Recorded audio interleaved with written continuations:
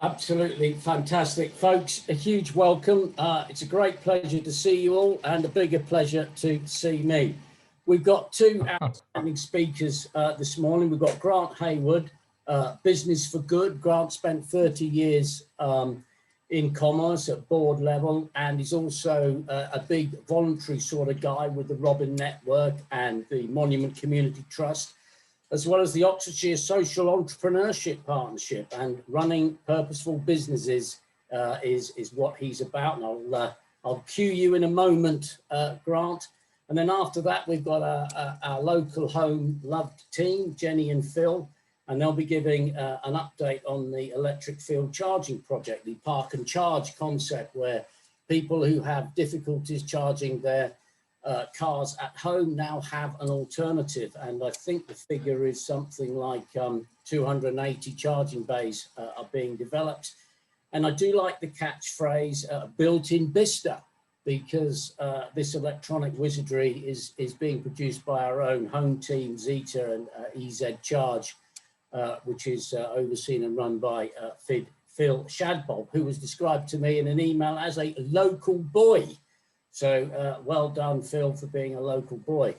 Right, that concludes my warm-up act. I'll now go to Grant Hayward, and over to you, please, Grant. Okay, so thanks very much indeed. Absolutely delighted to be here. I'm going to talk to you about purposeful business. Lots to cover, so I talk quickly anyway. For those of you that know me, it's going to be even quicker today. Hopefully there'll be some time for questions at the end. So I thought it might help to give a little bit of context first of all, and thanks for that, Lyndon. That was a good summary really, but I have a small consultancy business. I've been spending quite a lot of that time supporting what we call it OSEP now. It's the Social Entrepreneurship Partnership, and it was an idea that came from both universities unusually coming together, and they wanted to push out into the wider community support for social enterprise, and that was a good number of years ago now. What's been great about it is that they've always wanted it to be of the community for the community, and just under a couple of years ago it established itself as a social enterprise, a community interest company. We've got very strong relationships with Social Enterprise UK, are members of that. I'm a member as well. I'm not a social enterprise, but I'm a supporter member, and we really were instrumental in getting Oxfordshire established as the first social enterprise county, renowned for its hotspot of social enterprises. Soon after it was formed, it bid to the LEP for a business support programme, and we're now in the middle of delivering support for enterprising charities, social enterprise and purposeful businesses. The other thing that I've been doing really is working with, they're called the B Lab team locally, but B Corporation we'll touch on in a while. B Corps, for those that don't know, are businesses, private sector businesses, they're for profit, but they absolutely put on the same level as that a positive impact on society and the environment. So it's business for good, as Lyndon said. I trained with them, and I'm now what they consider to be a B leader, supporting businesses to go down that route, either to become B Corps or just to become more purposeful generally. We also established locally recently one of the first B locals. These happen in the States and elsewhere, but Oxfordshire was one of the first places to establish a B local, a group of B Corps and B leaders, and I'm co-chair of that. We've only recently established ourselves, so again, leading in the country. As well as that, I sit on the Oxford Economic Growth Steering Board, that's part of the Oxford Strategic Partnership. And as you've also mentioned, I'm still delighted to be supporting Robin. Now, Robin, actually, I did see you there, Ian. This was the brainchild of Ian Inshaw in his Chereval year. So we're established over 10 years ago. It's a network of over 1,100 people across Oxfordshire that share skills and resources. So I'm very proud to be still working on that. So that gives you a flavour of where I'm at. What I also wanted to talk about was how my perception really of the sort of balance between organisations that address social and environmental challenges and also the need to have an economy that works well. So generally speaking, my perception, fairly simple level, but if we look towards the left of this continuum, we tend to see charities and community groups in the public sector addressing those social and environmental needs. And almost considered opposite to that, you've got the private sector driving the economy and getting money flowing through it. What we've seen is quite considerable changes over the last few years, accelerating particularly through the pandemic. There's less money around, so charities and community groups are having to generate income in new ways. Even public sector organisations are spinning out and looking at ways of generating income. At the same time, what we're seeing is private sector, I think in part recognising their own responsibility to be helping with some of this stuff, but also seeing opportunity, which is what I see. So they're moving the other way. And that's the bit that we're going to talk about today, is this purpose mission-driven business. The other thing I want to say as well is this isn't fluffy stuff in my view. This isn't sort of nice to have. This is vitally important. We'll come back to this later. And I think now is the perfect time for this to be gaining the momentum that it is. You know, clearly there are local and national priorities. Businesses are just looking to survive. And Peter, I remember having a conversation with you a little while ago, Peter Cox, about, you know, the challenge that businesses have, and I do understand it. And I think what we can look at here are ways in which they can embed this in the normal way that they do business rather than something over and above. But businesses have to survive, first of all. We need to recover the economy. We've still got social and environmental challenges. Even though we're one of the strongest economies in the country, we still have those challenges. Government is talking about build back better, levelling up, inclusive economy. I think those words are used quite a lot, but you know, it's about how we do that. How do we do that, and what part does business have to play in that? You know, locally, Cherwell Industrial Strategy taking a bit of a lead in terms of the district councils. You've got your own strategic priorities. You know, across the county, we've got the LIS, and also we're in the middle of this Restart, Recover, Renew. I'll come back to this, but I just want to let you know that this is at the heart of what we're talking about, not just nice to do stuff. I also want to just quickly touch on social enterprise, really. Excuse me. I think a lot of people perhaps misunderstand it. A lot of people think of it them as sort of relatively small and born out of the charity sector, which is partly true, but they are gaining pace. And this example, for instance, is a £1 billion company, recruitment agency, that's changed from being a private company into a social enterprise. And of course, we have our own BIS division that's a social enterprise, which I think is tremendous as well. We're not necessarily going to focus on that today. What we're talking about is purposeful business. And I also really wanted to get into context the corporate social responsibility thing. I have a problem with it, quite honestly. I think when it's done properly, it's brilliant. But I think the problem is people, again, misunderstand it and don't take it to its full potential. I think the perceptions generally, well, I won't read them out, but there are certain perceptions of what CSR is about. Now, these things are all correct, but in my view, there's a lot more to that. Generally speaking, there are 4 main pillars. Yes, community and environment is something that people consider it almost automatically, but I think where I get quite excited is the way in which marketplaces could be used, and particularly in the workforce as well. And we'll just expand on that a bit later. And when these things are done well in combination, I think you can hit some really good sweet spots and have some really good impact for the business as well as society and the environment. So what we're talking about here is beyond CSR. It really is about embedding purposeful business at the heart of businesses. And it's only one option, but I want to talk about the B Corp movement because it is a good, I don't like the word model, but it is a good model, and it's a movement effectively. This is growing globally, started in the States. And this icon the graphic in the top right really sums it up. You know, as directors of businesses, we are all legally responsible to our shareholders, understandably and quite rightly. But what B Corp does is shift that and make sure that at the same level as shareholders, they place stakeholders at the same level, whoever those stakeholders are, whether they're customers, suppliers, workforce, and so on. What they also do is actually embed that within the business. They embed it in their articles of association. So they do it absolutely transparently and they stand accountable for it as well. And we also have a local B Corp. So Town Square, running the Perch, is a B Corp, certified B Corp, although they're based in Wales. They've got very strong presence here. They're actually one of the enterprise hubs that's part of this program that the LEP's delivering. There's Gareth and Lucy. We'll talk a little bit more about them in a bit as well. The other thing to say as well, as I've said already, I don't just want to push a brand. If I'm honest, I was quite cynical about B Corps in the early days. You know, I've been involved in membership organisations. I thought it was sort of money making. They're absolutely genuine. I wish I could talk more about them, but they're not the only option. Here's one, Blueprint for Better Business. Similar sorts of pillars.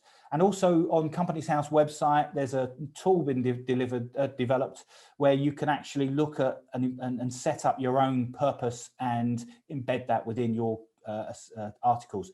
And actually on that website, we've got an Oxfordshire business that's used as a case study. Some of you might know James and Gemma, who set up, well, it was 2J Events originally, but now School Space. So there are other ways of doing it. And as I say, looking back at the B Corp thing, really, they use different words, but those 4 pillars that I talked about before are mapped. B Corp goes deeper and also looks at governance and the way businesses are run as well.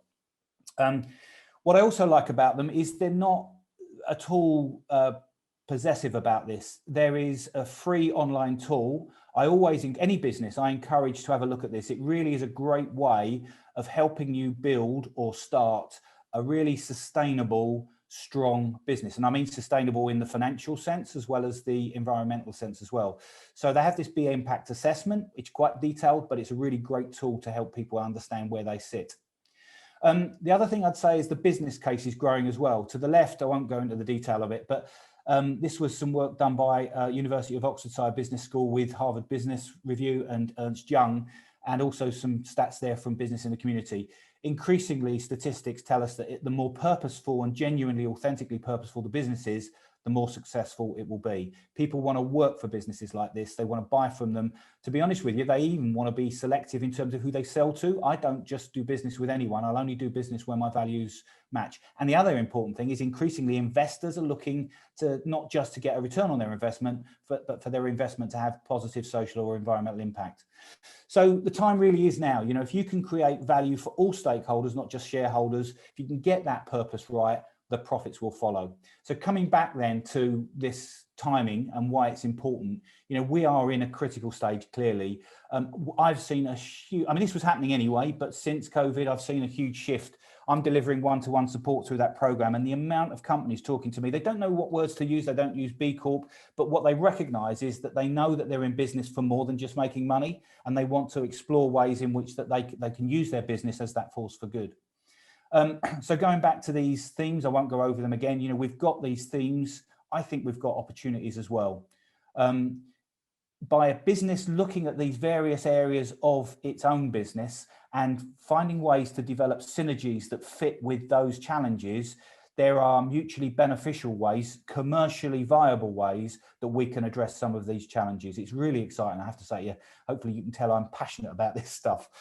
One example, I mean, I could talk all day to you, but I know you're going to want to relate this, but something I feel really passionately about as well is the Social Value Act. For those that aren't aware, this came around in 2012. It obligates anyone spending public money to consider the social value that's added through the contract. So we've got hundreds of millions of pounds coming to this county. It started to happen now. City Council have built in a social value procurement policy. I know they don't mind me saying this, but I'm supporting Oxford University, their procurement team. They're looking at their supply chain to see how they can add social value through that. I was approached not so long ago by a local printer who had a client that was saying, we want you to include more social enterprises in your supply chain, and they didn't understand why. Johnson & Johnson was the client. Their customer is NHS, and when they sell to NHS, they want to say, as well as all these fantastic products and services, when you spend money with us, look at what we're doing with it, and we're having more and more impact. So great opportunity there to use the supply chain to have more positive impact. So we've got a shift in government priorities. I know we've got people that have been involved with the LEP here before. Hopefully those of you that know or have been know that I am a great fan of the LEP. We've done a fantastic job in Oxfordshire attracting government money, but government priorities have shifted. You know, I don't think any longer we can say, look how fantastic we are, give us some money and look at all this innovation and all this science and tech. Yes, they want that. But if anyone can actually show the government and the country how we can turn that into really once and for all getting rid of the social deprivation that we've got. I was staggered when I came to Oxfordshire 12 years ago. We can use business to help to do that. And I think we're in a strong position. The government's ready for it. We can help to connect those local priorities to national priorities. We have the opportunity to showcase Bicester. There's some fantastic stuff going on. I'm not going to pick out on you, but some of you are doing some fantastic stuff, probably all of you. Cherwell's doing some great stuff, and in Oxfordshire we can really showcase it. And I'm nearly at the end. I'm probably a couple of minutes over. Sorry about this, but a couple of examples is I was on a call with Social Enterprise UK. They're working with government. They're talking to government about the potential of a community enterprise zone program. We're talking about the potential of 25 regions across the country, all getting £1 million a year over 5 years, the sorts of things we've been doing really puts us in the driving seat to win that. And we're working to, this is OSEP. OSEP is looking to pull together stakeholders, including Bicester Vision and probably some of you individually, to really get around the table and let's look at how we can put ourselves in the driving seat for those sorts of things. So in terms of takeaways, have a think about what your company, why is your company in business? It's not just there to make money. That's a product of it. You know, how are you doing? Have a look at that B impact assessment. Engaging staff's vital. I'm sure you're all engaged with your staff anyway, but Myers-Briggs locally became a B Corp and they said it transformed their workforce when they engaged them in this process. The Escalate program, passionate about that. We've still got another just over a year or so. Have a look at that. That's for all types of purposeful businesses. LinkedIn group for B Corps, B Corp website, the OSEP website. I'd like to carry on the conversation about that community enterprise zone as one example. And also actually Town Square's running out of the perch, a virtual event around B Corps at the 3rd of March. So look that up.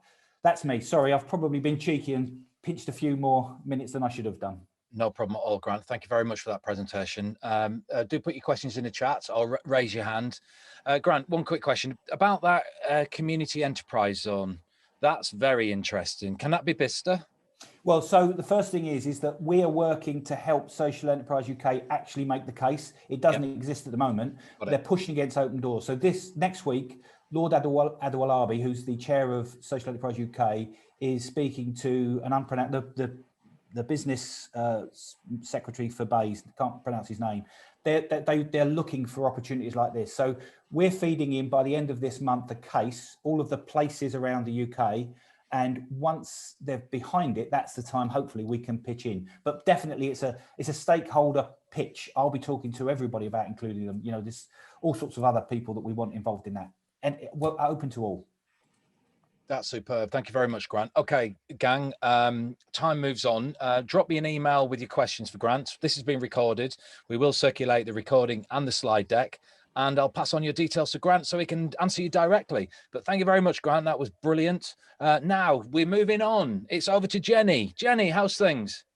Very good, thank you. This is a fast-paced meeting. I was going to say, Grant, you spoke very quickly, and I'm not exactly notorious for slow speech, so I hope you can all keep up. Thank you for giving us an opportunity to talk about the Park and Charge project today. I can actually see quite a few familiar names and faces on the call. Those of you who've heard me talk about this before, apologies, and just maybe try and spot the differences and updates since you heard it last time. I think Sam and Dale, this might be your 4th time. I'm Jenny Figueiredo, and I work for Oxfordshire County Council within the EV team, and also within Cherwell District Council's Bicester delivery team.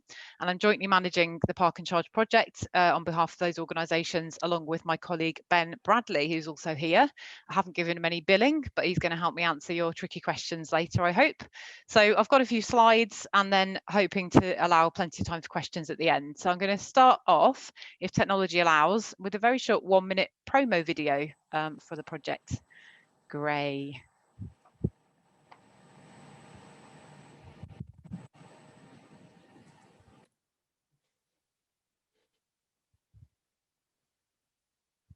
Not sure sound's working for anybody on that. It's not for me.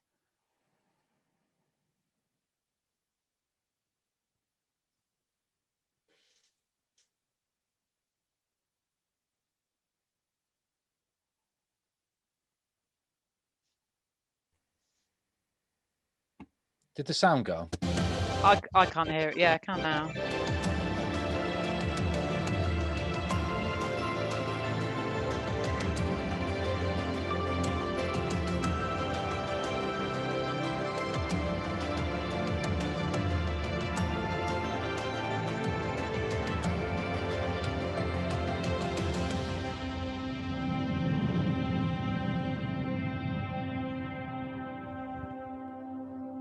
Cool, thank you, Gray. Not sure how that showed for people. I know it's a bit sort of sketchy, but hopefully Gray can send the link around to that. But it's got quite a nice sort of upbeat soundtrack to that, and you can see nice shots of Bicester, so you get the impression that something exciting is coming soon. I'll just start with a little bit of context, since I don't know what your sort of background knowledge is on EVs. Hopefully no one's in any doubt that they're a good thing for the environment and for air quality, and also is aware that you're not going to be able to buy anything but EVs come 2030. Now the government's brought that sort of phase out date for petrol and diesel vehicles in. The electric car market is growing super fast. Some of the figures on the screen here, there's nearly 500,000 EVs on the roads last year, if you include all plug-in models. And the most recent statistics from the Society of Motor Manufacturers and Traders tells us that pure electric or battery electric vehicles accounted for 6.6% of total new car registrations in 2020. If you add in plug-in hybrids to that, that takes the figure up to 10.7%. So basically 1 in 10 cars that we bought in the UK last year were plug-ins. In spite of everything that we've gone through with COVID and Brexit and all these horrible things, it's been a really positive year for EVs, which can't quite be said to be the same for diesel and petrol vehicle sales, which have fallen in that same period. Next slide, Gray. This one, talking about the national picture there, this slide talks about what's happening closer to home in Oxfordshire, and hopefully illustrates to you that we're ahead of that curve. So this is based on actual vehicle sales and a prediction of that growth curve, with the UK line being that orange one, and we're several years ahead of that in Oxfordshire, partly to do with the demographics. You know, we've got some areas, as you said, Grant, very mixed in Oxfordshire, but some areas of high affluence and educational levels, which might lead you to be an early adopter of EV, but also a strong political push towards the green agenda, and a high level of environmental awareness and sort of literacy in a lot of adults as well, which is great. So the University of Oxford, one of our project partners, estimate that by 2025 we will expect to see around 30,000 EVs on Oxfordshire roads, and we're starting to see more and more of those if you look out on the streets. And I think, correct me if I'm wrong, Ben, that within Oxfordshire, Bicester is actually one of those areas expected to have a really high early uptake of EV. Next slide, please. Those national sort of stats are backed very much up by a survey that we ran last October, which many of you might have filled in. Thank you if you did. We got almost 1,500 Oxfordshire residents to tell us what they thought about EVs and talk about their driving habits. And 65% of all respondents said that they were either very or quite likely to buy an EV for their next car, which is great news. So there's a huge appetite for an interest in EVs amongst Oxfordshire residents. And what we currently don't have enough of is that EV charging infrastructure to catch up, or at least not so much outside of Oxford City anyway. Next slide, please, Gray. So this lack of reliable public EV charging infrastructure, or certainly a perceived lack of it, is something that again came out of our survey. Sorry, this slide's a bit difficult to negotiate, but 68% of our respondents said that that lack of reliable public EV charging infrastructure was either a significant barrier or actually the biggest barrier to them owning an EV. So it's obviously something we need to roll out on a large scale to meet the demand and to enable people that currently want to change to EV and can't to actually make that switch. We need to ensure we're putting the right kind of charging infrastructure in the right places, and it's worth noting that the team within the EV team within the County Council are actually currently drafting an Oxfordshire-wide EV infrastructure strategy, which outlines exactly where we think some of that infrastructure should go and what types of speed chargers are best for what types of situations. So that's coming out in the next couple of months. Next slide. In terms of using public charging infrastructure, there's one major group in particular, as Lyndon mentioned, I think we need to find solutions for, who are especially at a disadvantage when it comes to EV ownership, and that's the estimated 30 to 40% of residents who don't have any access to off-street parking, and it means they can't install their own home charger. So that might be people without a driveway, it could be people in rented properties that don't have the ability to put infrastructure in that they want to, could be people living above shops or in high-rise buildings that aren't on the ground floor. Anyway, it's a large proportion of people. Most people would prefer to have a home charger. That's how people generally want to charge their EVs, but it just isn't possible in quite a lot of cases. On-street charging, as you can see here, is a solution for that, and that's been trialled extensively in Oxford City in particular. but it doesn't come without its own problems. So the digging up of roads and laying cables is extremely expensive. There's all sorts of disagreements about street clutter, and a surprising amount of conflict between owners about who parks where and who's looking after the bits of kit that you put in the streets. We're working on a project called Ox Gully, as well as Park and Charge, which is about sort of very affordable innovation to essentially get your cables from your house through the pavement without being a trip hazard to the cars. So we are looking at on-street solutions. But if you go to the next slide, Gray, what we also thought was that for that audience, car parks could be part of the solution. So a couple of years ago, about 2018, Gray, correct me if I'm wrong, we started wondering whether public car parks could be part of the solution for people without off-street parking, and noticed that where you found high areas without off-street parking, there's quite often an underutilised, in some cases, council car park nearby. So early 2019, we embarked on a feasibility study, which proved that this was a promising opportunity. And as a result of that, Park and Charge project was born and funding was secured. Happy days. Next slide, Gray. So the actual idea behind the Park and Charge solution is to create EV charging hubs in suitably located car parks in our towns and villages, so that residents can use them to park and charge their cars overnight, as they might do at home otherwise. So it's quite a novel way of providing sort of semi-residential charging solution for that audience, but it also, of course, means greatly enhanced provision of EV charging infrastructure for visitors, commuters, potentially fleet users to top up their EVs during the daytime. And that's something that's very much needed here in Oxfordshire, and I'm sure very much in Bicester. So car parks are an ideal solution in several respects.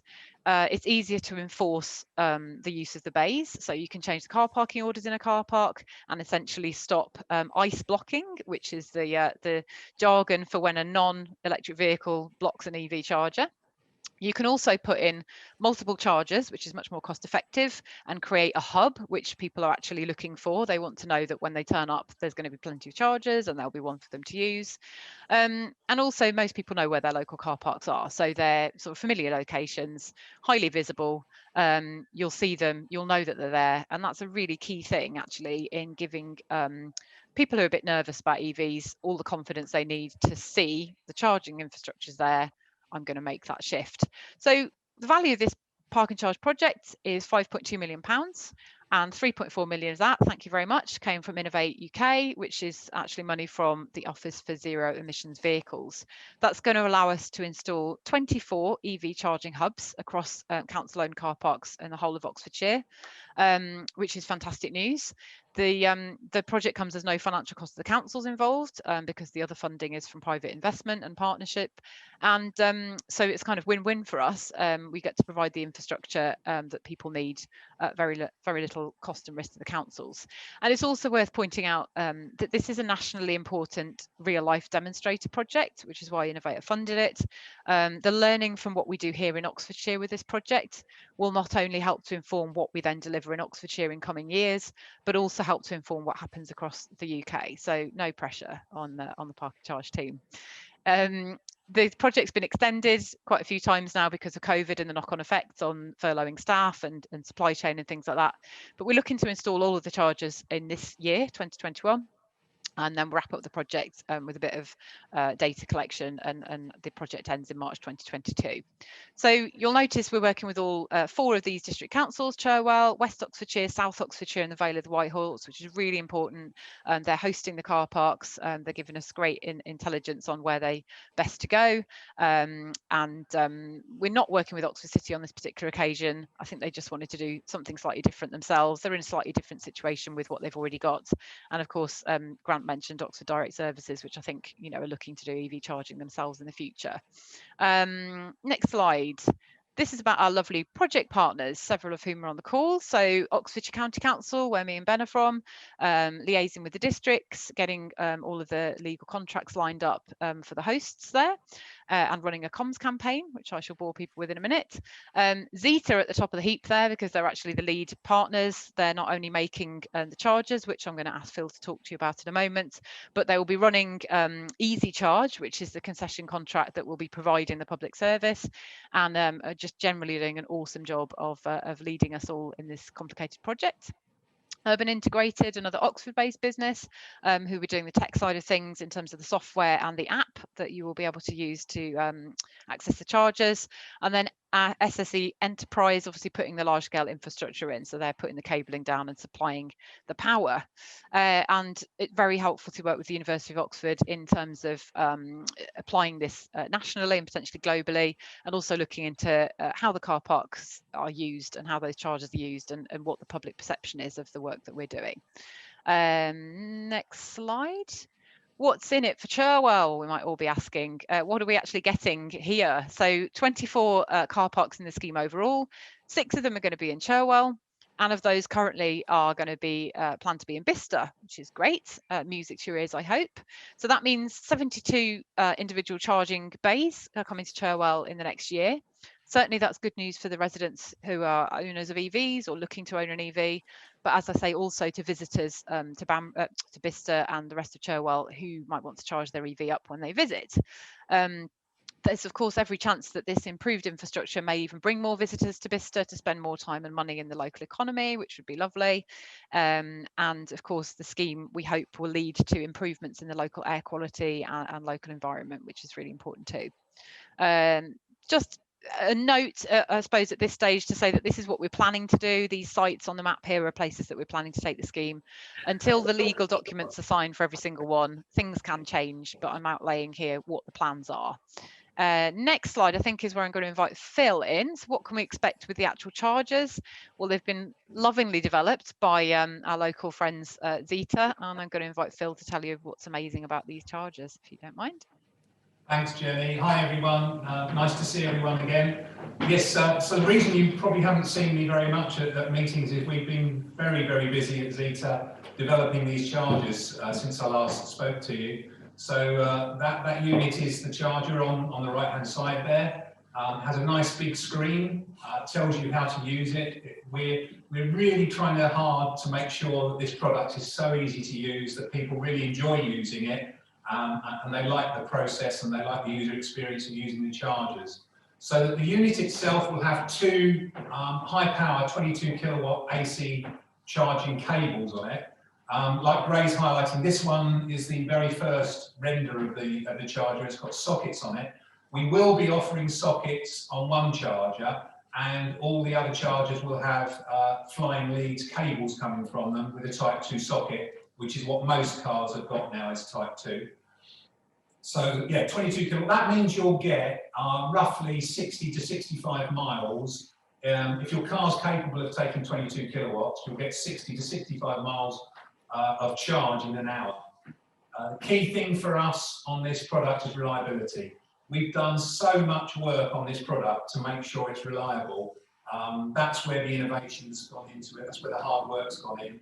And a lot of cost has gone in. This is quite an expensive unit when you compare it to other units out there. So we're really aiming for a very, very high uptime for this unit. So you can guarantee you, when you get there, it'll work well for you. We've got access to it for tap and go customers can use a contactless card, or if you want to pay a little bit less, you can download the app and you can control it from your app. Or if you'd rather, we can supply an RFID card, which you just tap on the screen to enable the charge. We will be offering a full booking facility initially on rollout, which we're hoping will be in April. You'll be able to book it overnight, but we're hoping that we'll, in a couple of months' time after that, we'll release the option for you to book even during the day if you want to. And that tap and go payment is a crucial thing, because there's not actually many low power, well, they're called low power, that's 22 kilowatts, not exactly low power, but there's not many AC chargers like this that offer the tap and go functionality, so that is quite unique. And there's just, sorry, on the right hand side you can see there's a little bit about the app. The app will tell you where your chargers are and how to use them, and you can just literally load up some money into that app to pay for your charge, and then just tap and get your charge going.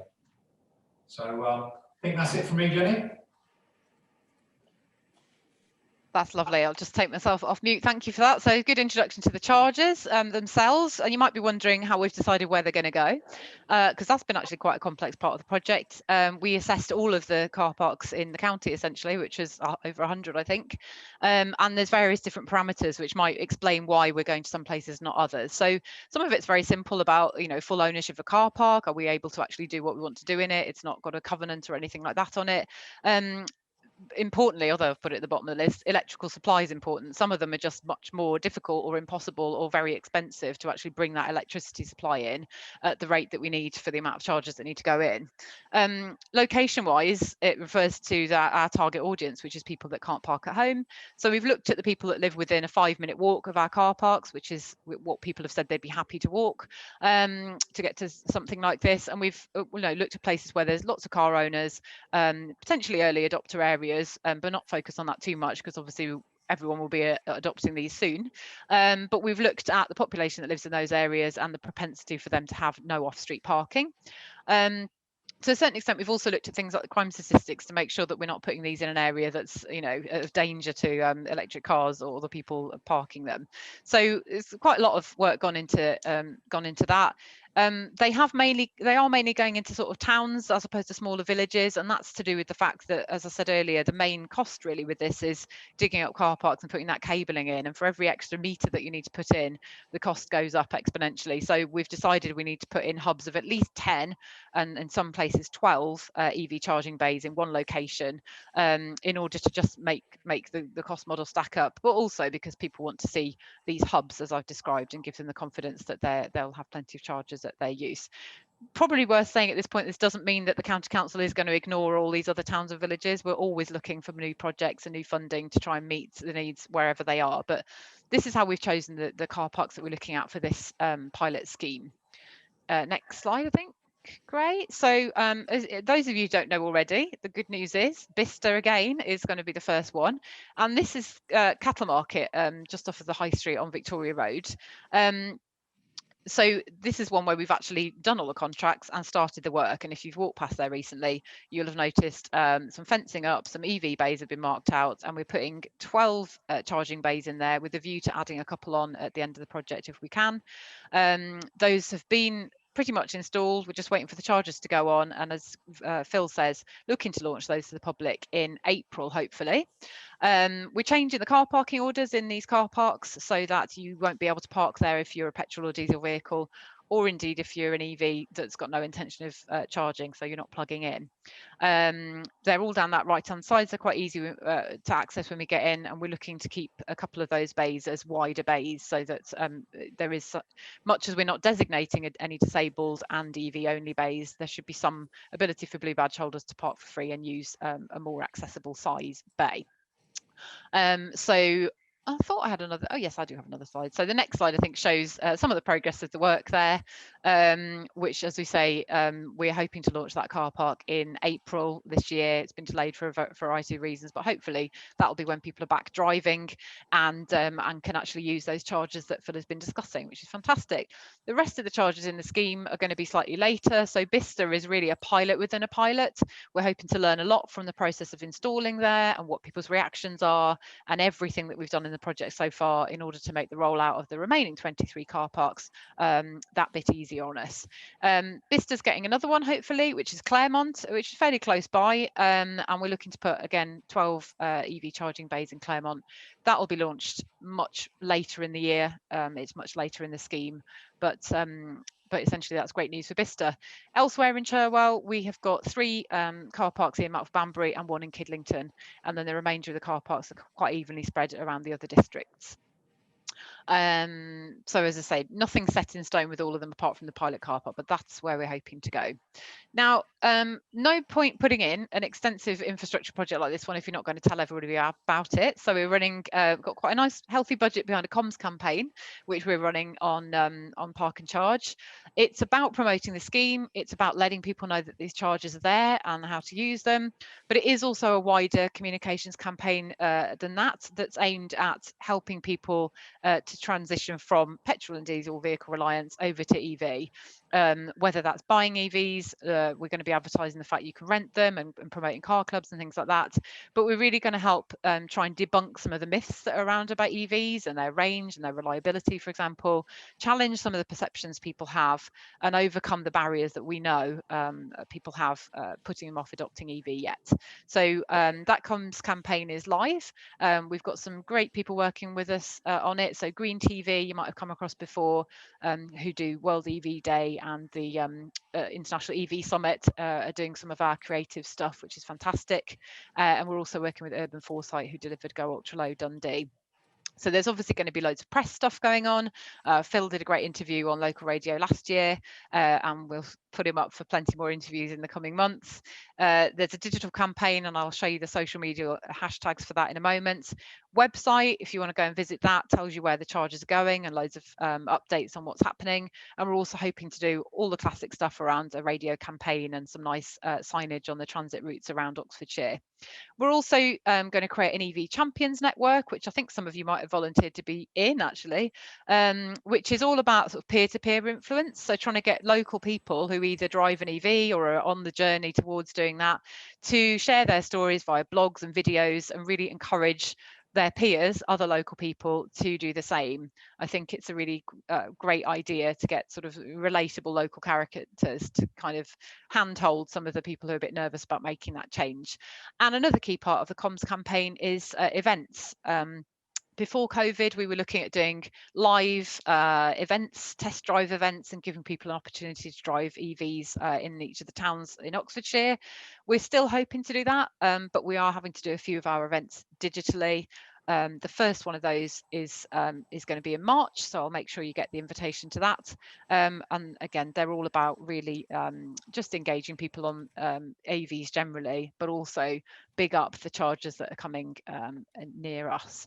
So I think the last slide I've got here is shows you some of the hashtags, handles for our social media accounts.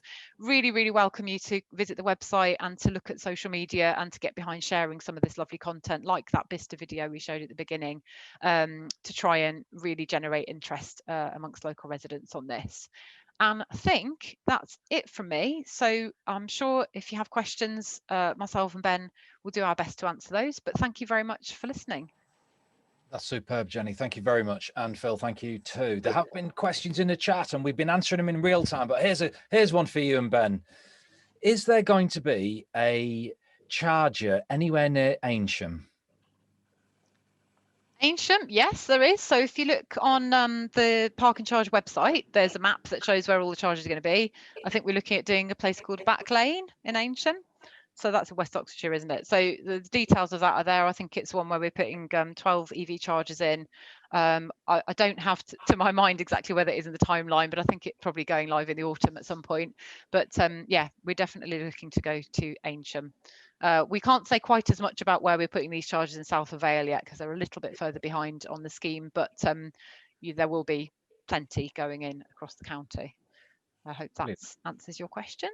Yeah, it really does. Thank you for that. So quiz question. I have a friend who needs to replace her car. Should I recommend she buys a hybrid or pure electric, or make that decision after her next petrol purchase? Obviously, I'm just going to say get an EV, even though I haven't got mine yet. I need to get one next. But Ben has been quietly sat there along, has quite strong thoughts on hybrids versus electrics. Do you want to pipe up, Ben? Right, you just need to ask her and understand what her, I suppose, driving habits are and see if that's in keeping with the EV, with the required range and affordability. Understand where she would be able to charge the car. So ask all those sensible questions that you would anyway and make an informed decision. Not gonna, I would say EV, but yeah. I was going to say, or another good answer with our promo hat on, come to our event in March and find out all about the different EVs on the market. I mean, an interesting thing we found out from this EV survey that we did in November is, we asked people about their driving habits, and we found practically no difference between the sort of distances and types of journey that EV drivers were doing versus non-EV drivers, and in fact a slight sort of longer journey by EV drivers. So a lot of people, I think, are put off and think that EVs might not be for them. They think the range is nowhere is what it was a few years ago, whereas actually I wouldn't drive anything like the range that you can get in an EV without stopping and having a break. So, you know, there's a few of those sort of myths to debunk, but I think, you know, EVs are probably suitable for quite a lot of people, especially if they live near somewhere where they can charge them up. But Ben's absolutely right. We're not here to try and influence unduly people's personal choices, but get an EV. Well,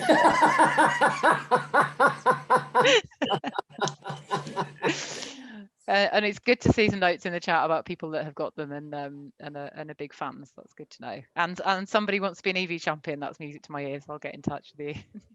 brilliant. Okay, so Phil, about the app, I've got two questions. One is about the app. Is you put a comment in there that it's in beta. Just tell us a little bit more about the app. Yes, so obviously a lot of people that have an electric vehicle will have an app already from their car, which will help them with their charging and operating their car. But we're developing an app specifically about the chargers and the charge points. It will tell you where they all are. It will tell you which ones are available. It will enable you to book it, and you'll be able to manage your costs and your charging. We're hoping as well that we're going to get a bit clever as we go through this process. So, for example, we might be able to help you if say you charge on a Monday and a Wednesday. We might actually suggest to you, well, actually, if you can charge once on a Tuesday and leave it there all night, we reckon for your driving habits, that's the optimum for you to get the best use out of your car, the cheapest charge that you can get, and the best way to use your charger in your car. So that's what we're hoping to do. We're trying to learn from this project. We're trying to get a bit smarter and work with people to make the whole process easier and better. That's brilliant, Phil. Thanks for that. So, and the last question before we move on to our partners updates. What's all this stuff about plugs? Type 1, type 2, type what? Just demystify that for us, can you? I know it is confusing because the first to the market was the Nissan Leaf, which must have been, what, 6-7 years ago maybe? And they came out with a connector which was called a Type 1. And obviously it's a bit like Betamax and VHS, so it's a different type of connector. Then Tesla and other people came out with a slightly better connector, and that was called a Type 2. And what's happened now, really, in the marketplace, is everyone has sort of focused in on this Type 2 as being the most common plug. And this is the common plug for AC charging. So this is when you want to plug your car in at home or use one of our chargers, you'd use a Type 2. There are other charge connectors. There's one called a CHAdeMO, and that links to DC charging as well. And there's also now a charger that Tesla are using called CCS. And again, that links to DC charging. So that's very much to do with rapids. And just to re-emphasize here, we're not doing rapids yet. We're focusing on AC chargers because, quite frankly, you know, if you can get 60, 70 miles charge in an hour, do you really need a rapid? I mean, sometimes you're going to, if you're on the motorway and you want to just stop for a very quick break and then get 100 miles in your car and carry on, then yes, you do need a rapid. But we're focusing on a slightly different market. Well, I think that's brilliant. Thanks very much for that, Phil. I've learned something. That's part of all of our daily advancements. So it's now time for us to move on to partner updates. And just a bit of a heads up, I've got a couple of notices for you. First one, this came in from Rosie Rowe, Cherwell District Council. Do you remember last year when we invited in Activate Learning to talk to us about the Kickstart scheme, which is all about bringing apprenticeships in? One of the big stumbling blocks was you had to get 30 people together into a group to be able to move it forward. Well, they've simplified the rules and it now means there is no minimum quantity. So if you're still thinking about bringing new employees into the business, particularly apprentices, please reach out to us and we'll introduce you. If you don't know Andy Marshall anyway of Activate Learning, because he'd be delighted to support you in getting them young people into your business and doing some good stuff. So my second announcement is brilliant work that's been done at Bicester Hotel Golf and Spa. Now, last year in August, they did launch this new performance centre, but hey, we all know what's happened, right? Well, they're keen to see this be reborn this year, and all things being equal, we hope to see you, because I'll certainly be there, at their performance centre soon. Spring, summer, any day now. We hope brings a bell eternal on that. Now we can put you in contact with Lee Wood, who is a resort sales manager for that. And we also have Jeanette Dowding on the call, but Jeanette's not able to speak directly on that. But if you do want to know more about that, then please reach out to us and let's get this information across you so you can do more, be more, and get more from your spare time and get away from Zoom. Now, I know I shouldn't be saying that because we're in a Zoom call, but hey, we need exercise. We all need it. And these are fantastic facilities and they're all brand new, shiny, barely been used, ready for you. So that's me on my partners updates. But Lyndon, perhaps now we should invite the room to update us on what they're doing. Absolutely. Who'd like to kick off? Kevin, Bicester Garrison? Yes, I can go ahead, Colonel. Everyone hear me? Yeah. Yeah, well, it would be a quick and brief one. Literally, our main efforts are in the support in the southeast as such, which the brigade covers in support to the NHS and other various agencies. The headquarters elements and where we can staff are all dispersed and working from home. So as we're doing now, everything is being done remotely. Looking forward, we are looking at a glide path hopefully to get back to routine, and that's subject to government updates. When it comes to local issues where it's slightly stalled, but we have environmentally wise and very much hand in hand with Chiltern Rangers and Cherwell District Council are assisting. We have a pond project, which is existing ponds, making them suitable for eco projects and indeed rejuvenating or building new ponds within the area. And the main effort for that will be to make that accessible to the community. That's primarily aimed at schools and other types, such as those with vulnerable personnel or those with special needs. So hopefully that's going to be a big plus, but again, future thinking. Unless there's any questions, I think that updated us. Okay, that's brilliant, Kevin. Thanks for that. Now, Graham Knight, this is your first time in a Zoom meeting with Bicester Vision. I'm going to put you on the spot.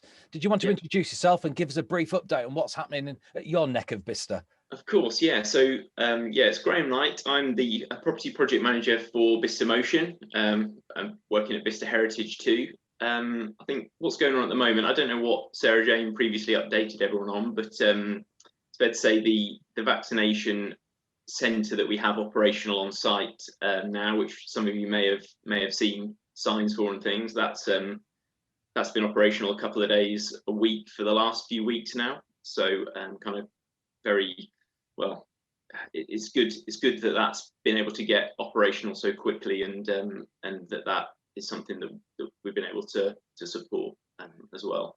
I think probably more positive news for businesses coming into the site. We've welcomed a few more specialists recently. So I don't know if anyone of you know about Skywave Gin, who have taken occupation on site, and I think they've begun distilling their first bottles of gin from one of our tanker sheds now as well, which is for me personally quite good news because I'm quite a fan. So yeah, I think lots going on in terms of the property world.